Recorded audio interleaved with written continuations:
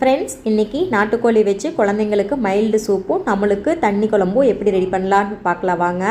அதுக்கு 1/4 கிலோ சின்ன வெங்காயம் எடுத்துருக்கேங்க. அப்புறம் கொஞ்சமாக தேங்காய் எடுத்துருக்கேன். அதை எண்ணெயில் முதல் வதக்கி விட்டுடலாம். உங்களுக்கு காரம் கொஞ்சம் வேணும்னா அதிலே ஒரு 4 மிளகாய் சேர்த்திக்கலாங்க. இப்போ ஒரு பேனில் எண்ணெய் விட்டுட்டு ஒரு பிளேட் சின்ன வெங்காயம், 2 காஞ்ச மிளகாய், ஒரு 2 கருவேப்பிலை போட்டுக்கோங்க. நாட்டுக்கோழியை உள்ளே சேர்த்து நல்லா வதக்கி விட்டுருங்க. கலர் சேஞ்ச் ஆகிற அளவுக்கு வெங்காயம் நல்லா வதங்கிருச்சு. லேயராக இந்த மாதிரி பிரிஞ்சு வந்ததுக்கப்புறம் கறி மசாலா தூளை உள்ளே ஆட் பண்ணிக்கலாங்க. வீட்லேயே அரைச்ச பொடிங்க.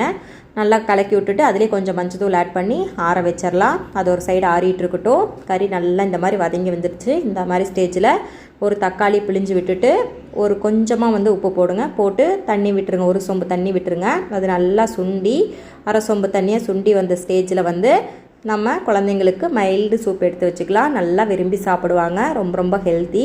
அடுத்தது கலக்கி வச்சுருக்கிற செலவை உள்ளே விட்டு நம்ம இன்னும் கொஞ்சம் உப்பு சேர்த்து எடுத்து குடிச்சிக்கலாம். மலைக்கு சூப்பராக இருக்குங்க.